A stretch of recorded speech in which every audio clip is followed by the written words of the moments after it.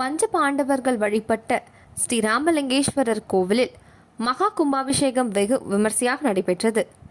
விழுப்புரம் மாவட்டம் திருவடிநல்லூர் அருகே மாரங்கியூர் கிராமத்தில் தென்பெண்ணை ஆற்றில் தென்கரையில் அமைந்துள்ள பர்வதவர்த்தனி ராமலிங்கேஸ்வரர் மகாவிஷ்ணுவிற்கு சிவபெருமான் காட்சி கொடுத்த ஸ்தலமாகவும், தேவாரம் பாடல் பெற்ற ஸ்தலமாகவும், பஞ்ச பாண்டவர்கள் வழிபட்ட ஸ்தலமாகவும் என பல்வேறு சிறப்புகளை கொண்டதாக விளங்கி வரும் மிகவும் பழமை வாய்ந்த ஸ்ரீ பர்வதவர்த்தனி ராமலிங்கேஸ்வரர் கோயிலாக திகழ்ந்து வருகிறது.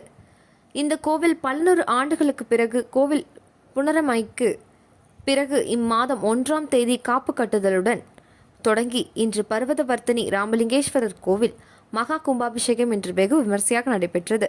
இதனையொட்டி யாகசால பூஜைகள் நடத்தப்பட்டு மேல தாளங்கள் முழங்க புனித நீர் ஊர்வலமாக கொண்டு வரப்பட்டது. பின்னர் 7 நிலை ராஜகோபுரம், மூலவர் சன்னதி, அம்மன் சன்னதிகளுக்கும் கொடி மரத்திற்கும் எண்மருந்து சாற்றி புனித நீர் ஊற்றி சிவாச்சாரியர்கள் மந்திரங்களை முழங்க மகா கும்பாபிஷேகம் வெகு விமர்சையாக நடைபெற்றது. இதில் ஏராளமான பொதுமக்கள் கலந்து கொண்டு தரிசனம் செய்தனர்.